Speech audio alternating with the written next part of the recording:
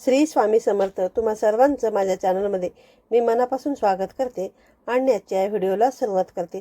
तर आजच्या व्हिडिओमध्ये आपण पाहणार आहोत की नवरात्रीच्या 9 दिवसांची संपूर्ण शास्त्रोक्त पद्धतीने अगदी घटस्थापनेपासून ते अगदी विजयादशमीपर्यंत आपल्याला कोणत्या गोष्टींची काळजी केली पाहिजे, कोणत्या गोष्टींची काळजी घेतली पाहिजे हे आपण आजच्या या व्हिडिओमध्ये पाहणार आहोत. बघा, या कालावधी नवरात्रीच्या कालावधीमध्ये आपण घटस्थापना करत असतो.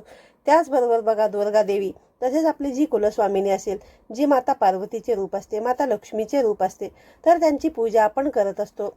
जेणेकरून आपली कुलदेवता जर आपल्यावरती प्रसन्न असेल, तिचा आशीर्वाद आपल्या कुटुंबावरती कायमस्वरूपी असेल, तर बघा आपली सर्व कामे अगदी व्यवस्थितपणे पार पडतात. त्यामुळे जर प्रत्येकजण आपापल्या पद्धतीने देवीची सेवा उपासना करण्याचा या दिवसांमध्ये प्रयत्न करत असतो. या व्हिडिओमध्ये मी तुम्हाला नवरात्रीची संपूर्ण शास्त्रोक्त पद्धतीची माहिती सांगणार आहे. भलेही तुम्ही तुमच्या घराण्याच्या चालीरीतीनुसार, कुळाच्या परंपरेनुसार सगळं काही पार पाडत असाल, पण बघा एक शास्त्रोक्त पद्धत काय असते, त्यामध्ये काय काय गोष्टी केल्या जातात हे जर तुम्हाला माहिती असेल तर तुम्हाला सुद्धा तुमच्या पद्धतीमध्ये काही बदल करून घेऊ शकता. किंवा बघा कुठली एखादी गोष्ट तुम्हाला माहिती नसतील तर त्यासुद्धा तुम्हाला या व्हिडिओच्या निमित्ताने समजून जातील. व्हिडिओ तुम्ही संपूर्ण पहा आणि व्हिडिओ पाहत असताना कमेंट्स बॉक्समध्ये तुमच्या कुलस्वामिनीचे नाव लिहायला तुम्ही विसरू नका. चला तर मग मूळ मुद्द्याकडे आपण वळूया. बघा, हिंदू दिनदर्शिकेनुसार दरवर्षी अश्विन शुक्ल प्रतिपदेला घरोघरी घटस्थापना होते. त्यानंतर अश्विन शुक्ल म्हणजेच नवमीला घट हलवून त्यांचे विसर्जन करण्याची पद्धत आहे. आणि अश्विन शुक्ल दशमीला म्हणजेच विजयादशमी अर्थात दसरा या दिवशी फक्त दसरा हा सण साजरा केला जातो. काही भागांमध्ये या पद्धतीमध्ये थोडाफार बदल आढळतो. तो असा की बघा, अश्विन शुक्ल प्रतिपदेला नियमानुसार घटस्थापना करायची आणि देवीच्या नावाने घट बसवायचे आणि दसरा या दिवशी म्हणजेच अश्विन शुक्ल दशमीला घट हलविले जातात. या घटाचे विसर्जन करणे, त्याचबरोबर दसरा हा सण बघा अगदी उत्साहामध्ये साजरा करणे, या पद्धतीची कामे केली जातात. बघा, जसा भाग बदलला, जशी भाषा बदलली जाते, त्याच पद्धतीने बघा प्रत्येकाच्या चालीरीती ज्या असतात, परंपरा असतात, त्या थोडेफार वेगळ्या असण्याची पद्धत असते. सणवार साजरे करण्याची पद्धत सुद्धा वेगळी असते. यामध्ये बघा थोडाफार बदल हा आढळतोच, पण प्रत्येकाचा उद्देश त्यामागचा हाच असतो की आपल्याला आपल्या कुलस्वामिनीचा किंवा दुर्गा देवीचा आशीर्वाद मिळावा, आपल्या संपूर्ण कुटुंबाचं तिने कल्याण करावं. नवरात्रीच्या काळामध्ये केलेल्या घटस्थापनेसमोर म्हणजेच घटासमोर बसून उपासना करणाऱ्या देवी भक्ताचे मन शांत, प्रसन्न आणि स्थिर होते. त्या देवी भक्तावर देवीची अखंड कृपा होते, त्याला सुख, शांती आणि समाधान लाभते. 9व्या दिवशी म्हणजेच दसऱ्याच्या आदल्या दिवशी नवचंडीचे देखील होम करण्याची पद्धत आहे. या नवरात्र उत्सव काळामध्ये देवीच्या मंदिरामध्ये सुद्धा देवीची वेगवेगळ्या पद्धतीने पूजा बांधली जाते. ती आदिमाया शक्ती, दुर्जनांचा नाश करणारी, सज्जनांचे रक्षण करणारी, मंगल आणि कल्याण करणारी या शक्तीचे पूजन देशभरामध्ये केले जाते. ही शक्ती देवता बघा देशभरामध्ये वेगवेगळ्या भागात वेगवेगळ्या नावांनी ओळखली जाते. का, कशासाठी आणि कशी प्रगट झाली याबद्दल देवी महात्म्य नावाच्या ग्रंथामध्ये जी गोष्ट सांगितली जाते ती थोडक्यात अशी आहे.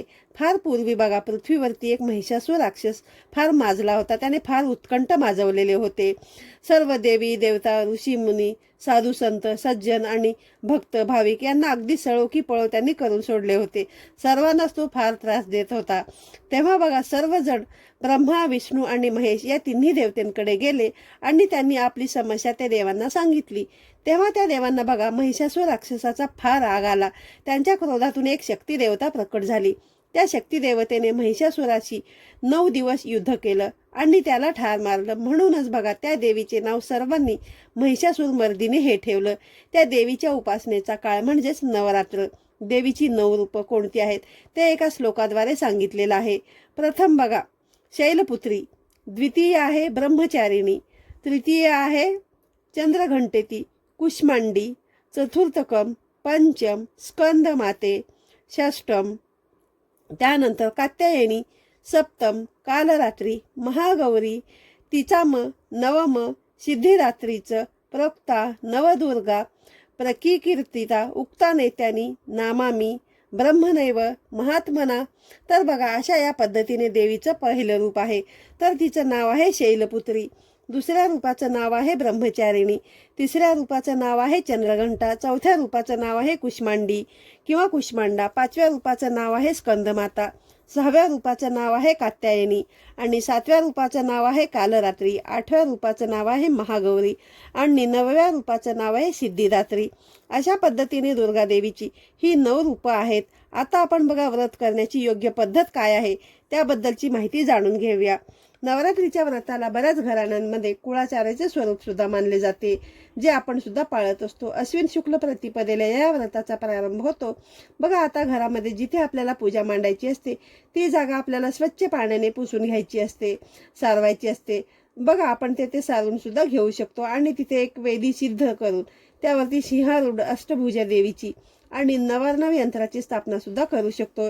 यंत्राशेजारी घटस्थापना करून त्याची आणि देवीची यथाविधी पूजा करावी.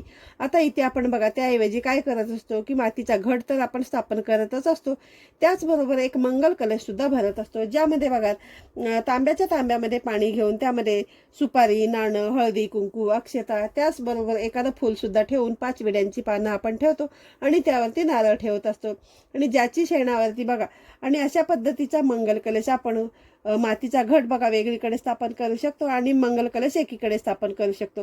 आपण आपल्या देवघरातला देवीचा टाक असेल, मूर्ती असेल किंवा बघा आपल्याकडे आपल्या कुलस्वामिनीचा फोटो असेल तर त्यापैकी कोणतंही एक रूप त्या घटस्थापनेमध्ये आपण स्थापन करत असतो.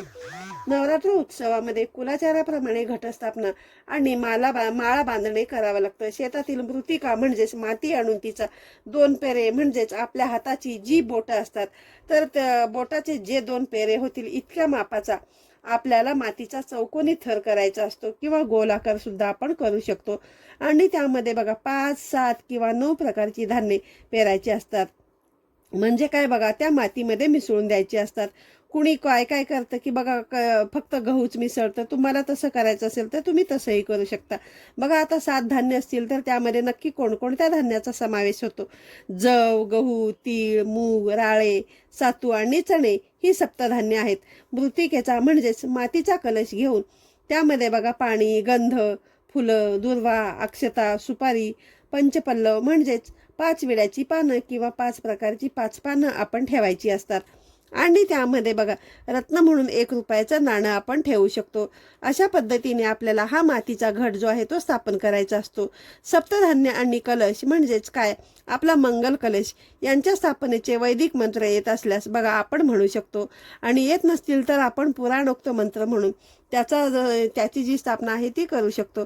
आणि तेही येत नसल्यास आपण जसं गणपतीच्या वेळेस पहिलं गणपती बाप्पांना आपण जी वस्तू अर्पण करायची त्यांची स्थापना करत असतो पूजा करत असताना, तर प्रत्येक वस्तू अर्पण करत असताना आपण ती नेमकी काय वस्तू आहे तिचं नाव घेत असतो आणि पुढे समर्पयामी असं म्हणत असतो. तर तसंच तुम्हाला येत असेल तर तुम्ही त्या पद्धतीने सुद्धा म्हणू शकता. जसं की बघा देवीला आपण वस्त्र अर्पण केलं तर वस्त्रम समर्पयामी अशा पद्धतीने म्हणू शकतो. फुलं अर्पण केली तर पुष्पम समर्पयामी अशा पद्धतीने तुम्ही ते म्हणू शकता. आणि नसेल तर आपण काय करायचं की हे देवी आई आता तुला मी फुलांची माळ अर्पण करत आहे, तू त्याचा स्वीकार कर. देवी आई मी तुला नैवेद्य अर्पण करते, तू त्याचा स्वीकार कर. हे देवी आई तुझ्या नावाने मी घट बसवलेले आहेत, तर तू माझं काही चुकलं असेल तर मला माफ कर. माझी साधी भोळी पूजा तू मान्य करून घे किंवा गोड मानून घे. अशा पद्धतीने आपल्याला ते म्हणायचं असतं. आणि बघा जे काही संस्कृत मंत्र असतात त्याचा अर्थ सुद्धा मराठीत हाच होतो. फक्त फरक काय की बघा आपल्याला संस्कृत भाषा अगदी व्यवस्थितपणे कधी कधी वाचता येत नाही किंवा ते मंत्र आपण स्पष्टपणे उच्चारू शकत नाही आणि स्पष्टपणे आपण ते मंत्र म्हणू शकत नसलो तर काय होतं बघा मंत्राचा अर्थ चुकतो आणि पर्यायाने आपली संपूर्ण पूजा जी आहे ना ती चुकली जाते. त्यामुळे मराठीतूनच आपण हे सगळं देवीला सांगायचं आहे आणि सांगता सगळी पूजा जी आहे ती मांडणी करायची आहे. आणि 9 दिवस बघा प्रत्येक दररोजच्या दिवशी तुम्हाला कुमारिकेची पूजा करून तिला आपण भोजन सुद्धा घालू शकतो. तुम्हाला जर शक्य असेल तर तुम्ही दररोज एखाद्या कुमारिकेला तुमच्या घरी बोलवू शकता, कारण देवीचं कुमारिका रूप हे अतिशय प्रभावी मानलं जातं. त्यामुळे एकतर बाहेर कोणी असेल, बाहेरची कोणी मुलगी तुमच्याकडे येणार असेल तर ठीक आहे, किंवा तुमची मुलगी कुमारिका स्वरूपामध्ये असेल, त्या वयाची असेल तर तुम्ही तिची सुद्धा दररोज पूजा करू शकता. जणू काही तीच तुमची दुर्गा देवी आहे, तीच तुमची कुलस्वामिनी आहे. सुवासिनी म्हणजेच बघा प्रकट शक्ती असते, तर कुमारिका म्हणजे अप्रकट शक्ती असते. प्रकट शक्तीचा थोडा अपव्यय होत असल्यामुळे सुवासिनीपेक्षा कुमारिकेमध्ये बघा एकूण जास्त शक्ती असते. म्हणूनच आपण कन्या पूजनाला सुद्धा कुमारिका मुलींची निवड करत असतो. आता तुम्हाला कळलंच असेल की कन्यापूजनाला कुमारिका मुलीच का बोलवल्या जातात ते. बघा, या दिवसांमध्ये आपण अखंड दीप प्रज्वलन करत असतो आणि जो दिवा आपल्याला बघा अजिबात विझू न देता त्याची योग्य काळजी घेत त्याची वात पुढे पुढे सरकवायची असते, काजळी काढून टाकायची असते, तेल तूप काही आपण जे दिव्यामध्ये टाकलेलं असेल तर ते सुद्धा तुम्हाला संपू न देता योग्य काळजी आपल्याला घेत ते तेल किंवा तूप त्या दिव्यामध्ये भरायचं असतं.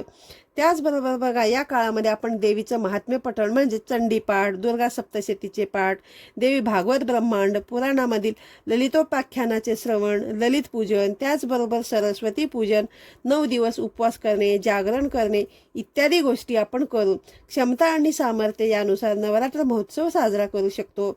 बघा, नवरात्रीच्या काळामध्ये आपण जो काही मातीचा घट बसवलेला असतो त्याला माळा घालण्याला म्हणजेच माळ अर्पण करण्याला विशेष असे महत्त्व आहे.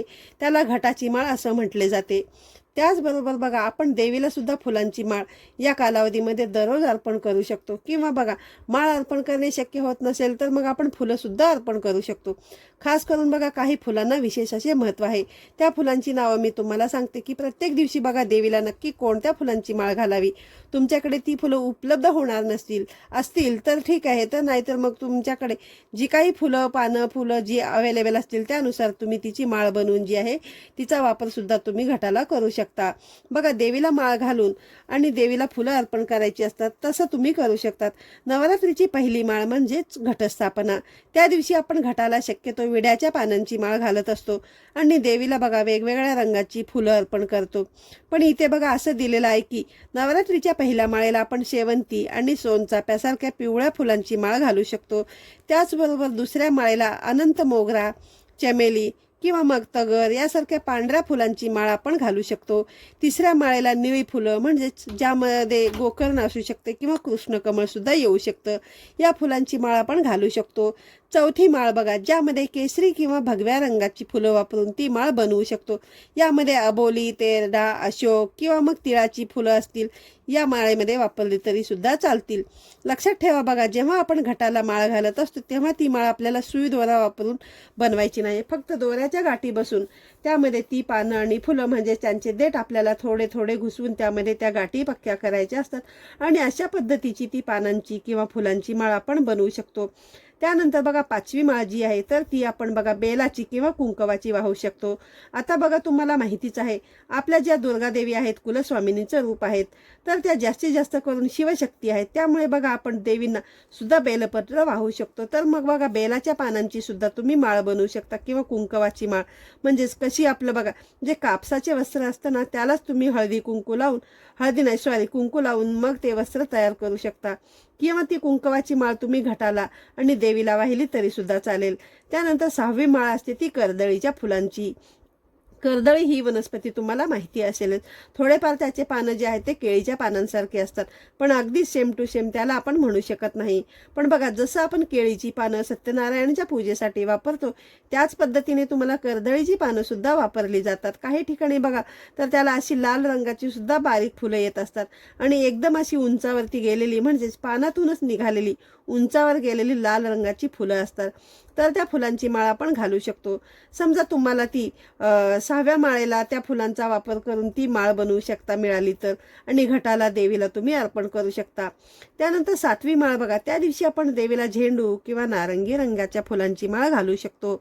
शक्यतो नवरात्रीच्या पूजेमध्ये जास्तीत जास्त लोक झेंडूच्याच फुलांचा वापर करत असतात.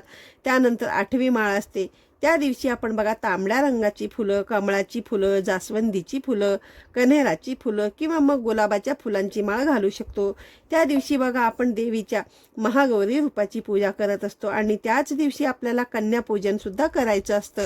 9व्या माळेला आपण कुंकुमार्चन करू शकतो. म्हणजेच काय, ही सुद्धा एक प्रकारची माळच होऊ शकते. तर बघा, बरेच जण काय करतात, 9व्या दिवशी घट हलवतात आणि देवीला सुद्धा स्नान घालतात. त्यामुळे मग आपण या दिवशी देवीला कुंकुमार्चन केलं तरी सुद्धा चालतं. अखंड दीप प्रज्वलन करणं हे मी तुम्हाला अगदी थोडक्यात सांगते की बघा का केलं जातं. दीप हे बघा तेजाचे प्रतीक आहे. नवरात्रीमध्ये वायुमंडल शक्ती तत्वात्मक तेजाने भारित असल्यामुळे सतत तेवत असलेल्या दीपाच्या ज्योतीकडे तत्वाक लहरी आकृष्ट होतात. अखंड दीप प्रज्वलनाने या लहरींचे वास्तूमध्ये सातत्याने संक्रमण होते. म्हणून दीप अखंड तेवत ठेवण्याला नवरात्रीमध्ये अतिशय महत्त्व आहे. 9ही दिवस देवीला आपल्याला नैवेद्य दाखवायचा असतो.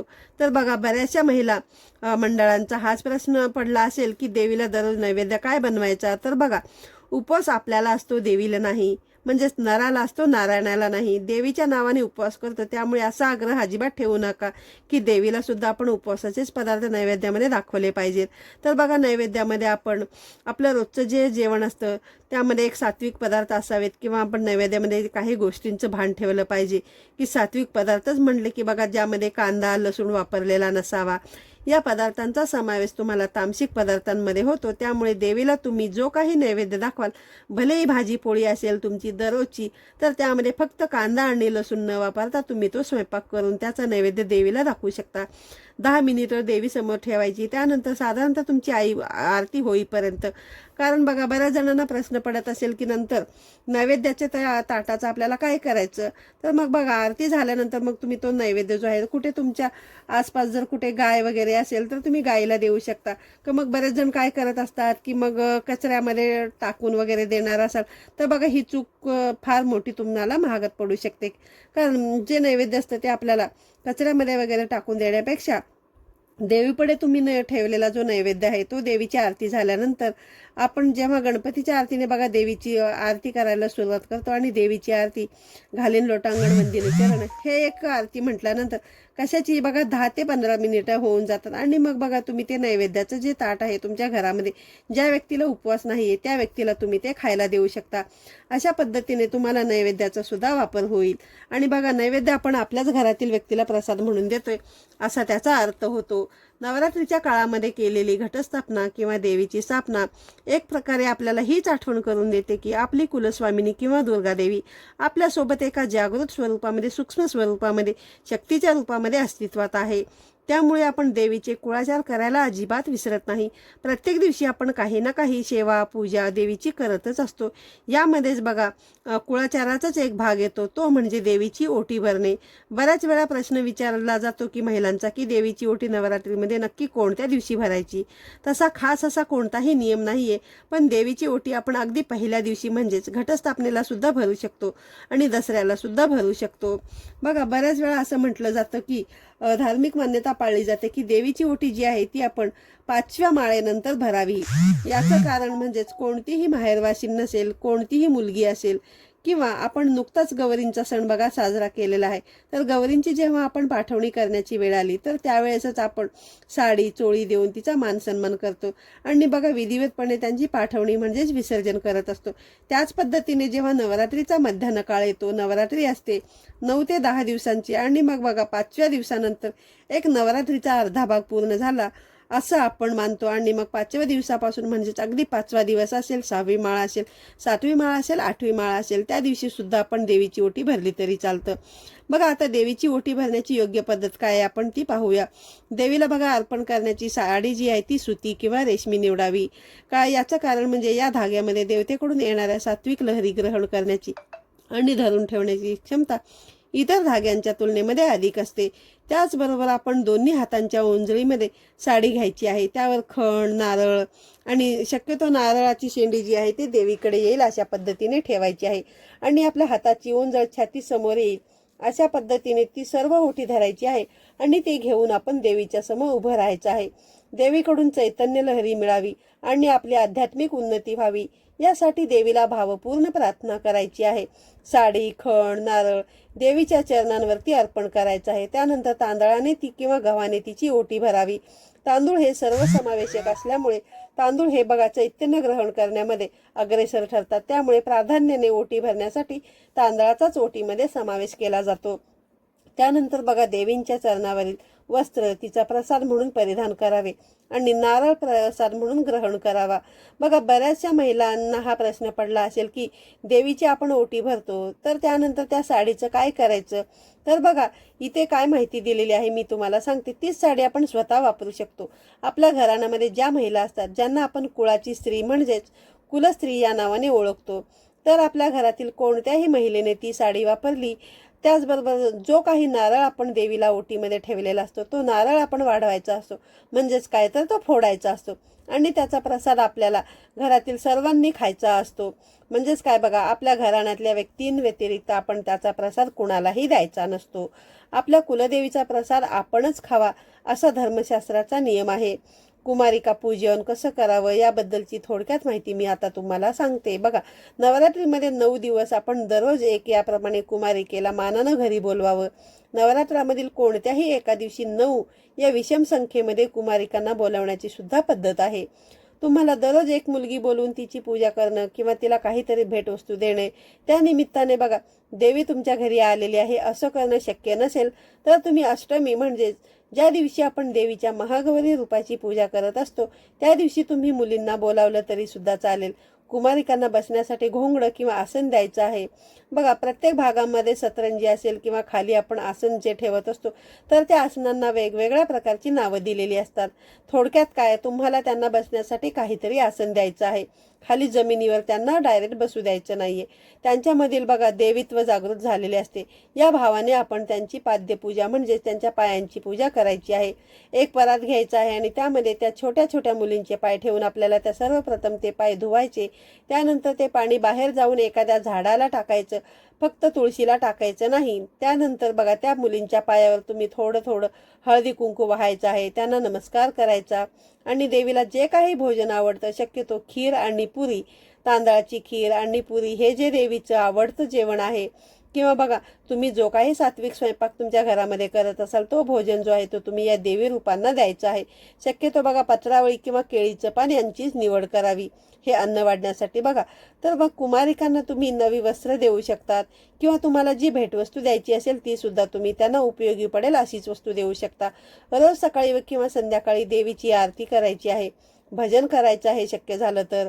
मग किंवा मग तुम्ही तुमच्या पद्धतीने बघा, ओम श्री कुलदेवताभ्यो नमः, ओम श्री कुलदेवताभ्यो नमः, ओम श्री तुळजाभवानी दैवे नमः, अशा पद्धतीने तुमची जी कोणती देवी असेल त्या देवीचे नाव घेऊन तुम्ही तो मंत्र म्हणू शकता.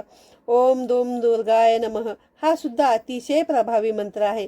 नवरात्रीच्या काळामध्ये देवीची उपासना करण्यासाठी आपण 99 मंत्र सुद्धा म्हणू शकतो, जो अतिशय श्रेष्ठ किंवा सर्वोत्तम मानला जातो.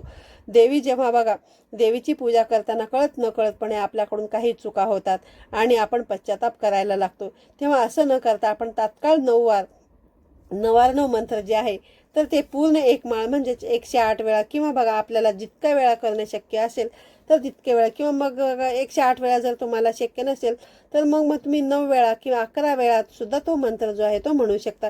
जेणेकरून त्या मंत्राच्या प्रभावामुळे देवी आपल्यावरती प्रसन्न होते आणि आपल्या ज्या काही चुका झालेल्या असतात त्या पदरात घेते. समजा 9व्या दिवसाची पद्धत असेल तर 9व्या दिवसा किंवा मग दसऱ्याच्या दिवशी तुम्ही विधिवतपणे घट हलवायचा आहे. सर्व देवी देवतांच्या मूर्तींना तुम्हाला अभिषेक करायचा आहे म्हणजे स्नान घालायचं आहे आणि त्यांची जी सुकलेली फुलं असतील ती काढून घ्यायची आहेत. त्याचबरोबर आपण जे धान्य मातीमध्ये पेरलेलं होतं ते धन म्हणून तुम्ही बघा आपल्याला त्याची एक माळ बनवायची असते किंवा ते जे धन आहे ते आपण तिजोरीमध्ये सुद्धा ठेवू शकतो. आपल्या घरामध्ये बघा जिथे आपल्याला पवित्र जागा वाटते तिथे सुद्धा आपण ह्या सर्व वस्तू ठेवू शकतो. हे धानाची माळ आपण त्या घटाला तसेच देवीला सुद्धा घालू शकतो. हे धन अतिशय सांभाळून ठेवलं जातं आणि बघा बरेच जण हे धन म्हणजेच उपयोग करून झालं की नंतर विसर्जन सुद्धा करत असतात किंवा एखाद्या झाडाच्या बुडाशी सुद्धा खत म्हणून ठेवत असतात. त्यानंतर बघा जी काही आपट्याची पानं आपण मारुती मंदिरामधून दर्शन करून आणलेली असतात ती आपण देवीपुढे ठेवायची असतात. आपल्या घरामध्ये जी अवजारं असतात विविध प्रकारची, जसं की काही आपला व्यवसाय असेल तर मशिनरी असू शकते, शेतकरी असतील तर शेती उपयोगी वस्तू असतील तर बघा ते नक्कीच ठेवलेले असतील. किंवा आता आधुनिक काळानुसार आपल्याकडे बघा लॅपटॉप, कम्प्युटर, मोबाईल किंवा जी काही साधनं आपल्याला दररोजच्या जीवनामध्ये अतिशय उपयोगी पडतात किंवा महिला आपल्या स्वयंपाकामधील भांड्या कुंड्यांची पूजासुद्धा या दिवशी करू शकतात. लहान मुलांसाठी सरस्वती पूजन हे पाठीवर करणं खूपच शुभदायी मानलं जातं, जेणेकरून त्यांच्या बुद्धीचा विकास होतो. सरस्वती मातेला आपण विद्येची देवता मानतो तर त्या निमित्ताने मुलांकडून तिची पूजा सुद्धा होते. तर अशा या विविध प्रकारचे उपक्रम जे आहेत तर या दिवशी विजयादशमीच्या दिवशी केले जातात आणि आपल्या कुळाचा हा एक भाग म्हणून तो पूर्ण सुद्धा होतो. तर बघा, आजच्या या व्हिडिओमध्ये मी तुम्हाला नवरात्रीबद्दलची बरीचशी माहिती सविस्तरपणे सांगण्याचा प्रयत्न केलेला आहे. त्यामुळे सांगायला गेलं की भरपूर काही आहे, पण व्हिडिओ आणखीनच मोठा होईल. त्यामुळे मी तुम्हाला आजच्या या व्हिडिओमध्ये नवरात्रीबद्दलची इतकीच माहिती सांगते आणि अधिक माहितीचे व्हिडिओ जे आहेत ते लवकरच आपल्या चॅनलवरती येतील. व्हिडिओ आवडला असल्यास व्हिडिओला लाईक करा, शेअर करा. पुन्हा भेटूया अशाच एका नवीन आणि माहितीपूर्ण व्हिडिओमध्ये. तोपर्यंत सर्वांना श्री स्वामी समर्थ.